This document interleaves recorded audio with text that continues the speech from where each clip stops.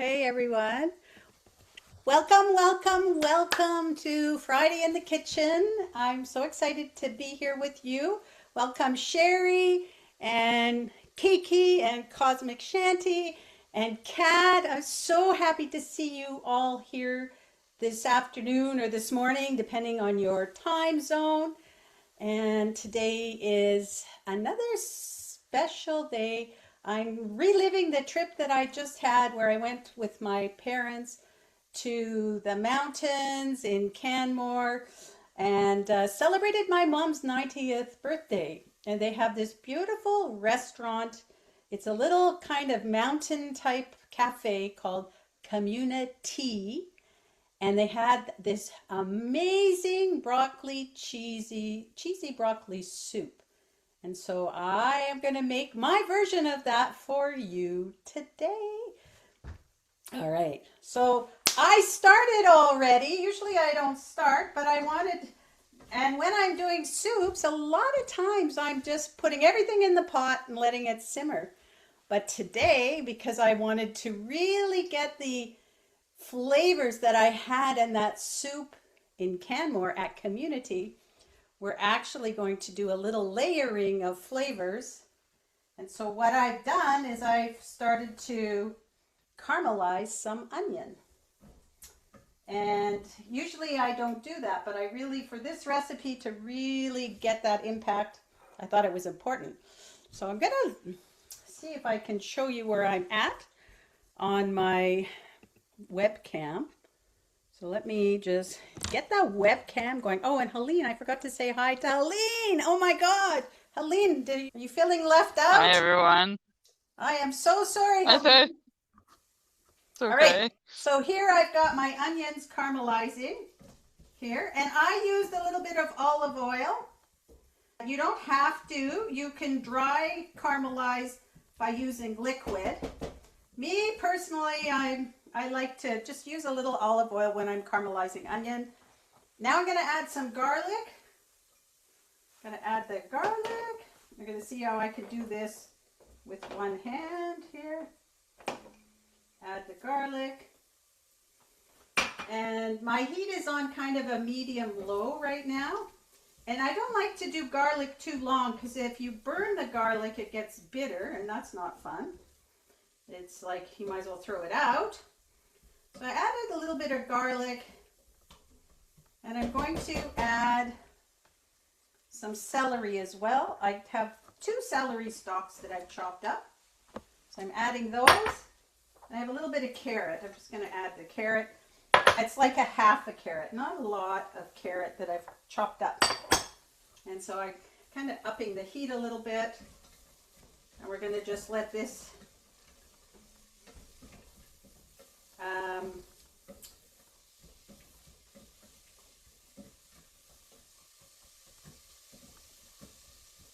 saute that for just a little bit.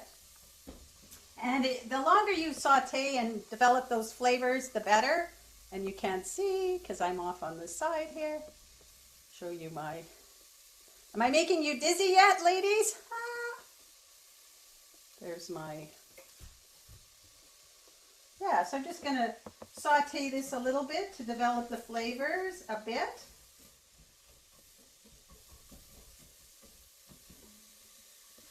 You don't need to do that long. And then I'm also going to add in my spices. So for my spices today, I have my usuals, garlic powder and onion powder. I've also got a little bit of poultry seasoning, and I added some thyme to that. And I have some smoked paprika, some pepper, and some salt. And for the, if you like it a little spicy, which is, I don't like spice, but I like a little bit of spice in this, just a little tip. You could add a little bit of cayenne pepper, or you could add some chili peppers. So actually a little bit of heat is nice. So let me do that next. So this is nicely coming along.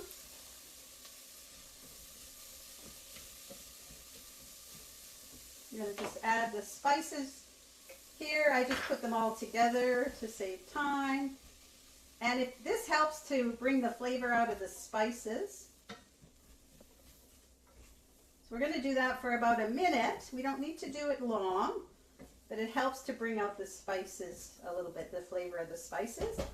And you can do this with any soup, but a lot of the soups I make, I feel like by simmering it, you get a good effect. But you can always do this method because it does layer the flavors. All right, so we'll let it simmer for about a minute.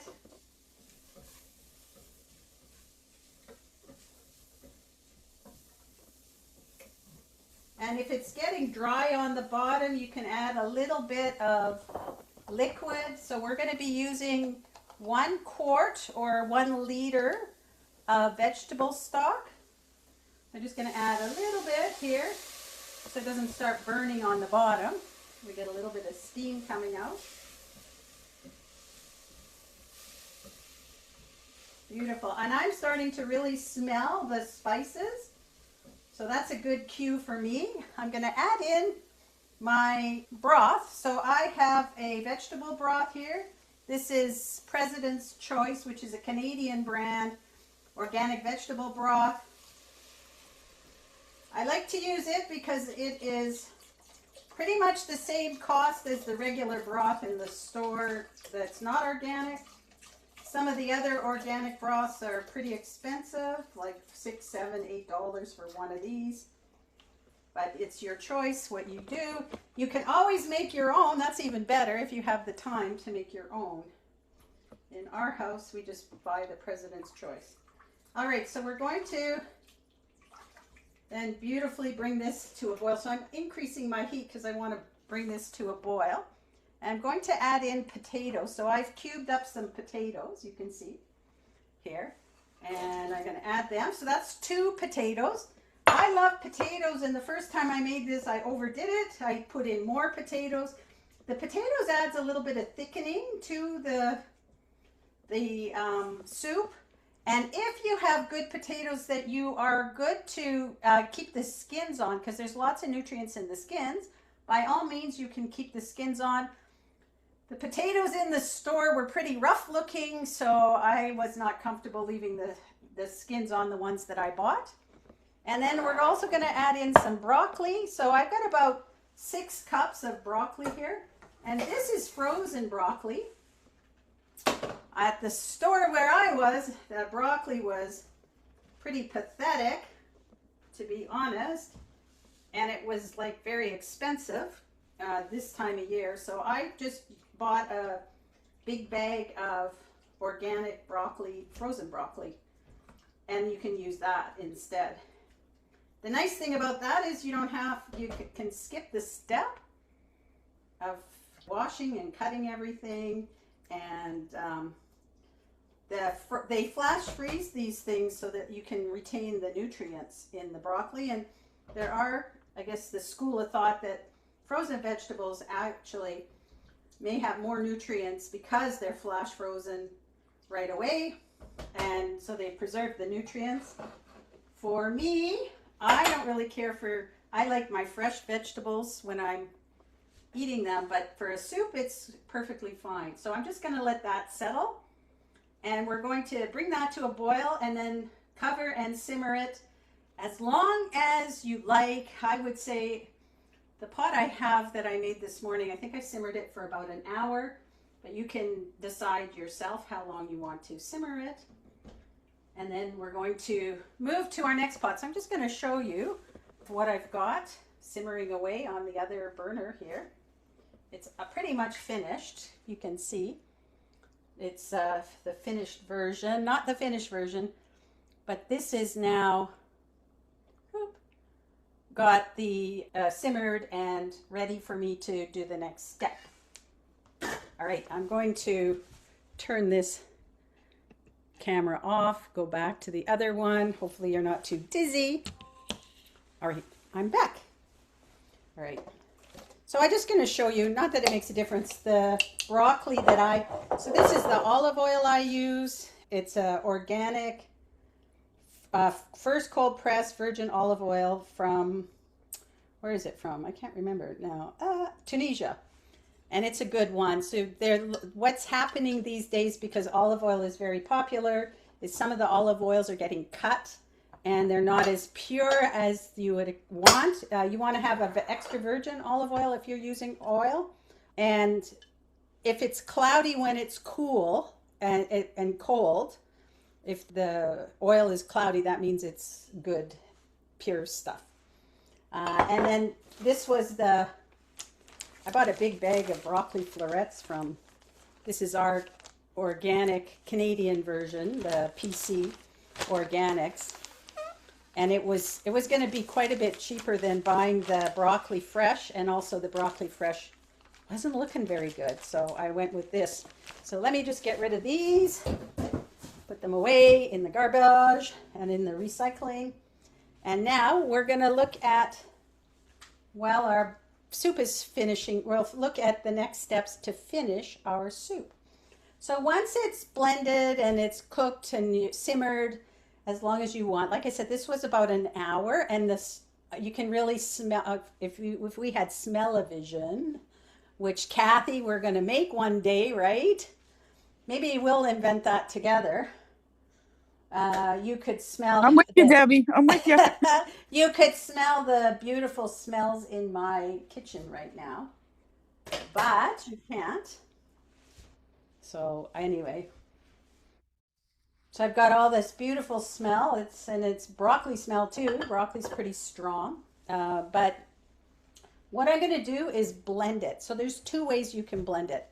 You can use an immersion blender to blend it up. I have an immersion blender right here, and that's pretty easy. Now you have to be careful because this is hot, so always be careful what you're doing, or you can do it in your high-speed blender. So I'm going to try doing it with the immersion blender here, so it's easy. Make sure you put the blender right in. So when I do the immersion blender, I put it in the pot right to the bottom, and then I kind of swirl it around and press the button. You want to be careful you don't get splashes on yourself, because this is hot.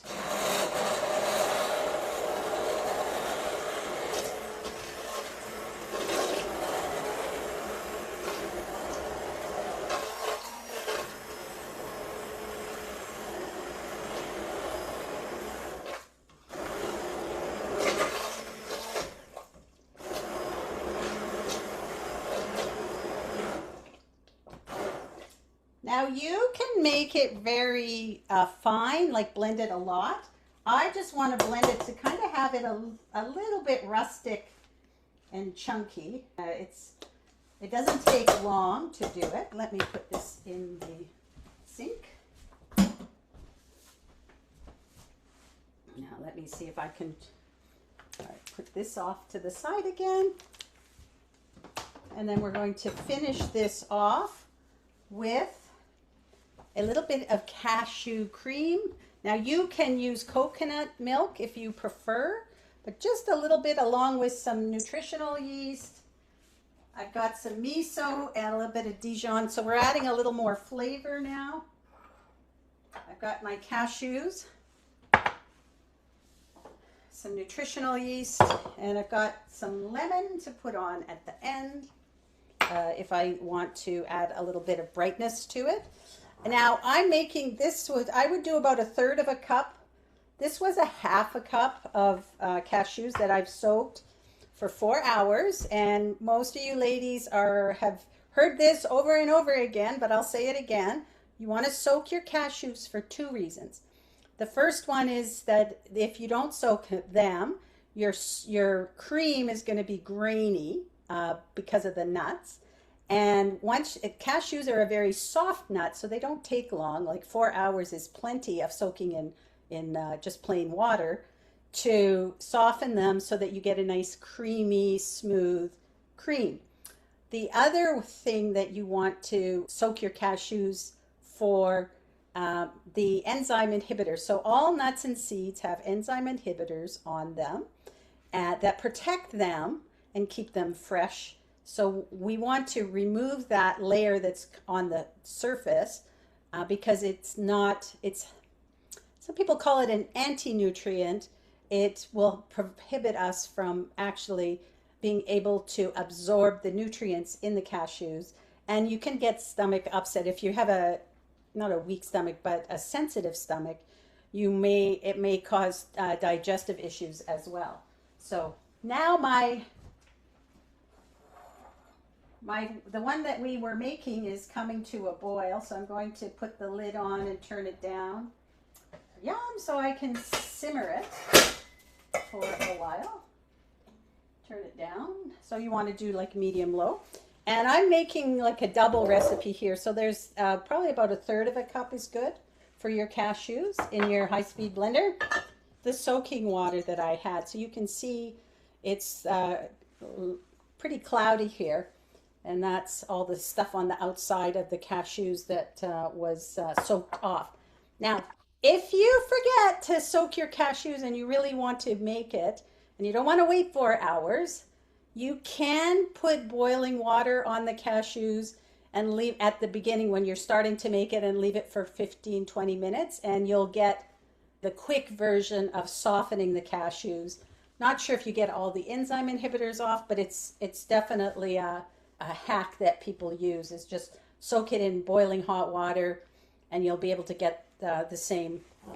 Now I'm going to add a little bit of my soup mix. I might need a little extra water here. Look how thick. Now you can make your soup as thick or thin as you want. I've got it thick, so I'm just going to add some of the soup mix into my blender for the liquid. And then I'm going to add in a little bit of Dijon mustard, about a tablespoon here. I'm just going to add that in. I've got some miso. This is a organic white miso. You can also do chickpea miso. This one is made from soybeans. If you don't want to use soybeans, then just going to use a little bit, like roughly a teaspoon. So it's going to give an umami flavor, but we don't want too much. We don't want it overpowering. But if you don't want to use the soy miso, which this is fermented, it's really great for your gut as long as you don't put it in. That's why we put it in at the end to kind of preserve some of the microorganisms, because if we boil them, we're going to destroy them. But you can use a chickpea miso as well. The only place I've ever found it here in Toronto is online. I've bought it online before, but you definitely can buy a chickpea miso if you don't want to use soybeans. All right. And then I'm going to put about half a cup of nutritional yeast. So this is where you get some umami and some cheesy flavor in your broccoli soup. I'm just going to take all of those and see if I can blend it up, see what happens here.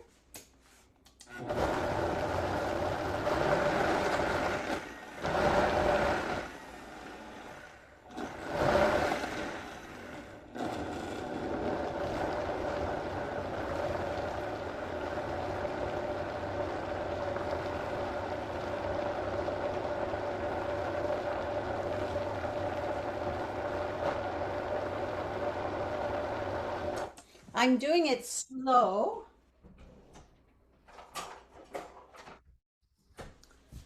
So I'm doing it slow so it kind of blends up. It doesn't have a ton of liquid, that's why it takes a little longer.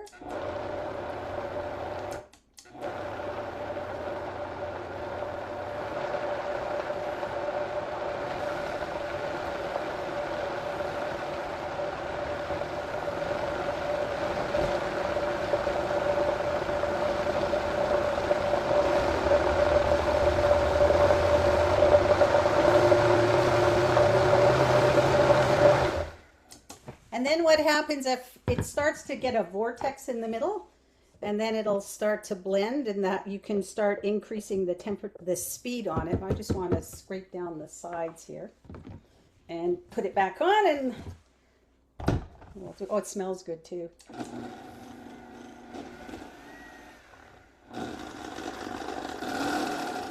Oh my goodness.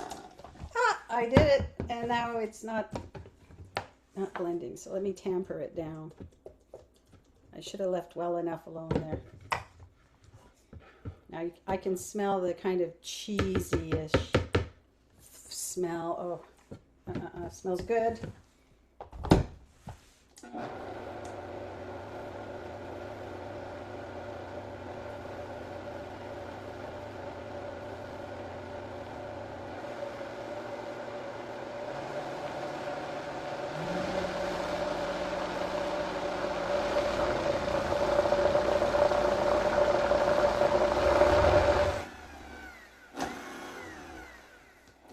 All right. This is thick, so out comes the tamper. So we want to use, so this tamper came with this particular vessel of my Vitamix. You want to use the right one because this will stop before it gets to the blade so that you don't end up with an accident here. So always want to be careful, and each vessel has its own tamper. So I'm going to use the tamper to help it along because it's thick.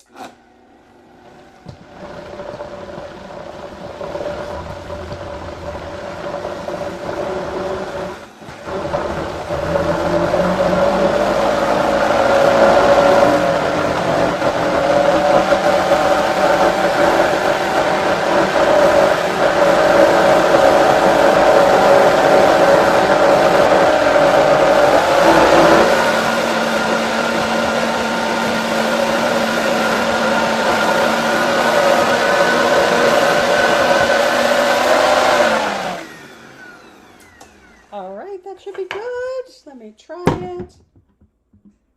Yeah, it's. Oh, it's still warm.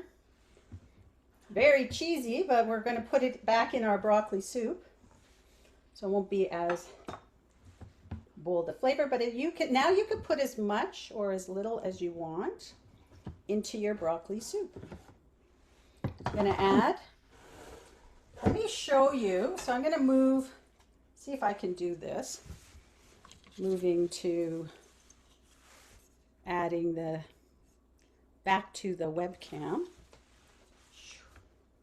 So here's the soup, and I'm keeping it a bit rustic. It's not 100% blended thick, so just like this, but you can blend it so it's totally smooth. You don't have to leave it like this. It's really your choice, what works for you. So now I'm going to add in some of this cashew cream.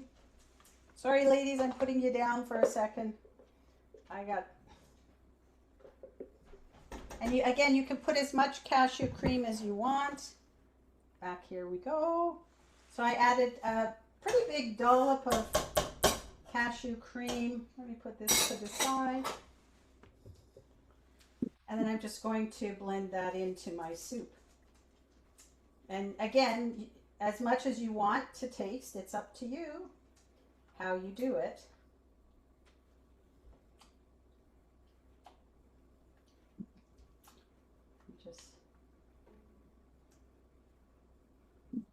There we go.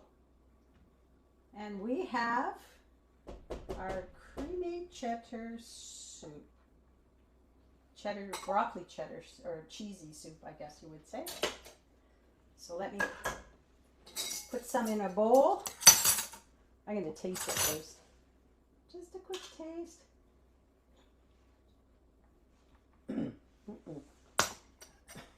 Beautiful. All right. It's nice and thick. Now you can make it thin out. Excuse me. Ah, down the wrong way. You can thin it out too. Here's the soup. Here. Whoops. So I've got my soup. I'm not very good at stabilizing this, am I? There we go. There's my soup. I'm using a pretty thick soup. Not that you could eat it with a spoon, but you can thin it out by adding a little bit more of the stock anytime you feel like you're ready for that. And I'm going to add a little bit. Now you could add some broccoli to the top, like if you have some of your broccoli. I can add a little bit, actually, I might add a little bit of lemon juice to the thing. So let me do a little bit in my bowl. I can add some lemon juice. It brightens it up a little bit, but it tastes good without it too. And then, so I'm going to add a little bit. So that will, and then I'm going to add a little bit of green onion to give it some color. A little pop of color here, my green onion. To that, you could add whatever you want to it, really. You could add a little bit of broccoli, like if you have some of the broccoli florets, some small ones that you've cooked, you could add those to the top, you know, whatever you feel like. But I kind of like the green onion. It's kind of been my go-to. You could add some um, sprouts to it as well. You could add, what do you call those? Hemp hearts. You could stir those around and add a little bit of a texture to it. And that's it. Voila. You have a community-inspired broccoli soup.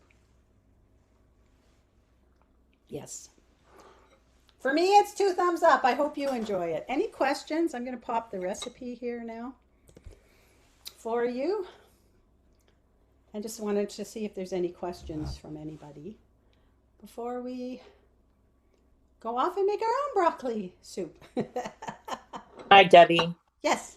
It's Patricia. Hi, Patricia. How are you? I'm good. How are you doing? Not too bad. That's good. I just wanted to ask you a question. Sure. Isn't the broccoli already mixed in the soup? I've got the broccoli in the soup, yeah. So if you put the florets on top, it's a garnish. Oh, okay. That's all. Just to Thank make it pretty, if you want to make it pretty. You know, they say we eat with our eyes, That's right. but it doesn't need it. And I'm already stirring mine in, so I've got these little chunks of surprises of green onion. But it kind of looks nice on the top if you wanted to serve it nicely, but you don't need to. Just an idea. And if you can send me the recipe, that'd be great. Okay, I just put the recipe into the chat. I remembered today to do that. So the chat recipe's there, and I think Helene sends it to you, right, Helene? I do. Yeah, so you're Can you lookout. hear me? Yeah, Yeah. All right. yes, we can hear you.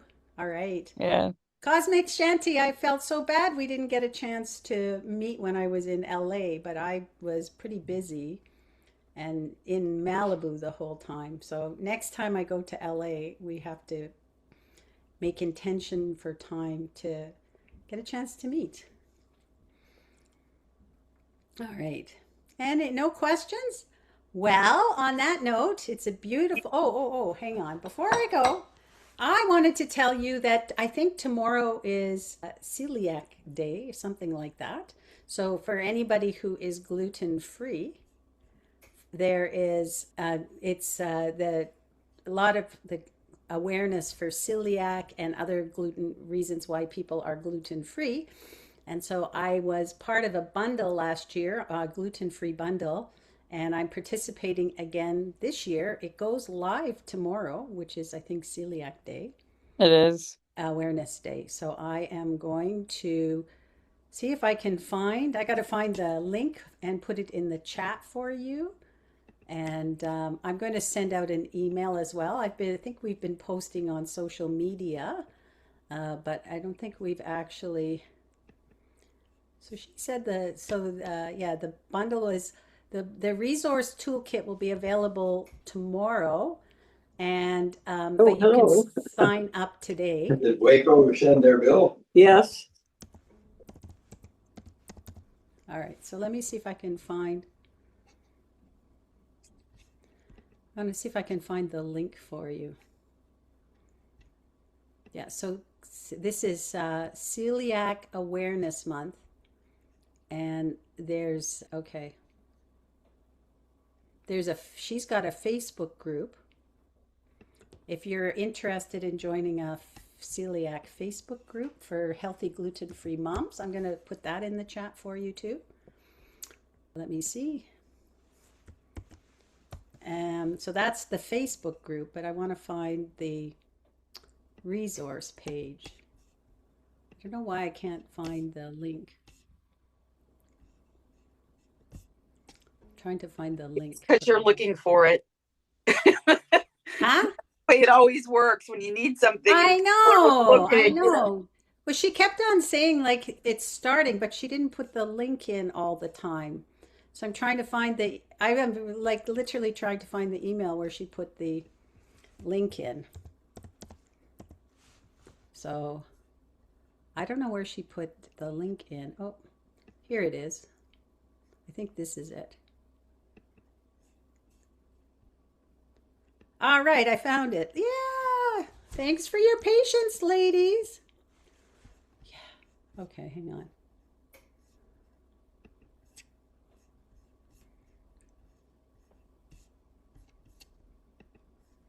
Now I can't. Now it says it's not. All right. I thought this was it. All right.